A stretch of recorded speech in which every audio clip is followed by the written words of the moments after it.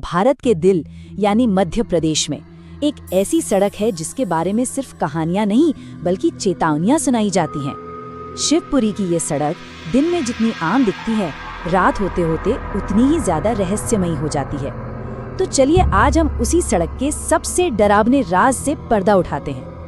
वहाँ के लोग कहते हैं कि इस रास्ते पर कोई अदृश्य यात्री घूमता है जो सिर्फ उन्हीं को दिखाई देता है जिनकी किस्मत में कुछ भयानक लिखा हो। ये सिर्फ कोई कहावत नहीं है, बल्कि ये वो डर है जिसने इस सड़क को बदनाम कर दिया है।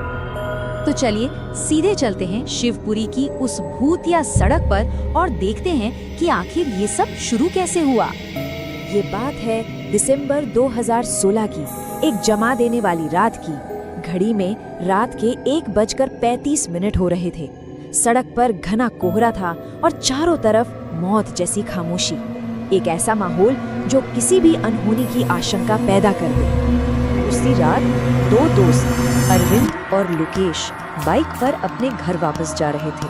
उन्हें इस बात का जरा भी अंदाजा नहीं था कि उनका सामना उस आखिरी यात्री से होने वाला है जिसका जिक्र सिर्फ डरावनी कहानियों में मिलता है। उन्हें सड़क किनारे सफेद साड़ी में एक औरत दिखाई दी। उन्हें लगा शायद मदद की जरूरत होगी, तो उन्होंने अपनी बाइक धीमी कर ली। लेकिन जैसे ही वो पास पहुंचे, वो औरत मानो हवा में ही गायब हो गई। और ये तो बस शुरुआत थी। वो जो हुआ वही अपने आप में काफी डरावना था, लेकिन कहानी यहीं खत्म नहीं हुई थी, बल्कि अब तो डर एक जानलेवा पीछा करने में बदलने वाला था।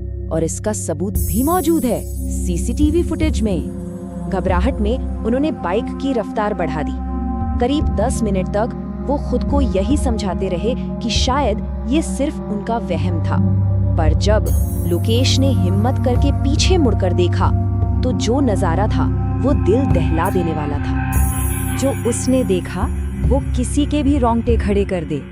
वही औरत उनकी बाइक का पीछा कर रही थी, लेकिन उसके पैर जमीन पर नहीं थे। वो हवा में तैरते हुए उनकी बाइक से भी तेज रफ्तार से उनके पीछे आ रही थी। लोकेश की जो चीख निकली वो उस पल के खौफ को साफ बयां करती है। अरविंद, तेज चलाओ, वो पीछे है। सूची उस एक पल में उस सुनसान सड़क पर सिर्फ वो थे, उनकी बाइक थी और एक अनजाना खौफ। अब जान बचाने की होड़ थी। अरविंद ने बाइक को 90 किलोमीटर प्रति घंटे की रफ्तार से भगाया। ये कोई मामूली रफ्तार नहीं है, और ये बात बाद में पास के एक ढाबे के सीसीटीवी फुटेज से साबित भी हुई। सीसीटीवी फुटेज ने जो दिखाया वो सच में हैरान करने वाला था। एक तरफ तो एक मशीन थी जो अपनी पूरी ताकत से भाग रही थी, और दूसरी तरफ एक धुंधला साया जो बिना किसी मेहनत के उसके साथ साथ चल रहा था। ये फिजिक्स के किसी भी नियम में फिट नहीं बैठता था। जिन लोगों ने भी बाद में वो सीसीटीवी फुटेज देखी, उन सब का बस एक ही कहना था, वो कोई इंसान नहीं था। लेकिन फिर अचानक ये जानलेवा पीछा एक भयानक मोड़ पर आकर थम गया। तेज रफ्तार से दौड़ती हुई बाइक अचानक बंद हो गई। कोई तकनीकी खराबी नहीं, कोई वजह नहीं, बस इंजन खामोश हो गया और सड़क पर पसर गया मौत जैसा सन्नाटा। चारों तरफ पूरा सन्नाटा, सिर्फ उनकी तेज धड़कनों की आवाज। और फिर उस खामोशी को चीरती हुई अंधेरे से एक आवाज आई। सिर्फ एक शब्द, रुको। लेकिन उस आवाज में जो ठंडक थी वो किसी हुक्म जैसी थी जिसे टाला नहीं जा सकता था। वो अब उनके ठीक सामने थी, बस 5 मीटर की दूरी पर। चेहरा बालों से ढका हुआ था। ये मंजर देखकर लोकेश तो डर के मारे बेहोश ही हो गया। अरविंद ने हिम्मत नहीं हारी, अपने दोस्त को उठाया और पास के खेतों की तरफ भागा, और वो साया अंधेरे में कहीं गायब हो गया। वो भयानक रात तो जैसे तैसे गुजर गई, लेकिन सवाल अभी बाकी थे। आखिर कौन थी वो औरत और वो चाहती क्या थी?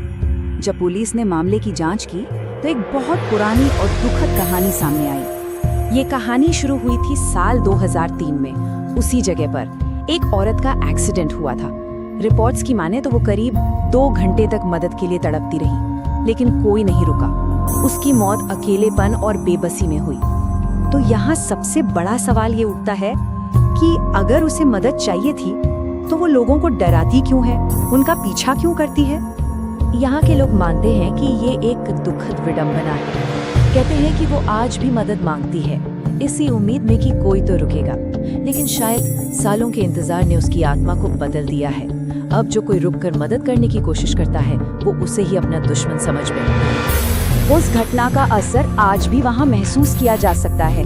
अब उस सड़क को लोग भूत वाली रोड के नाम से जानते हैं। वहाँ से गुजरने वाले कई ड्राइवर्स ने अपनी गाड़ियों के अचानक धीमा हो जाने या अंधेरे में अपने बगल में किसी के चलने की आहट सुनने का दावा किया है। तो आखिर ये कहानी हमें सिखाती क्या है?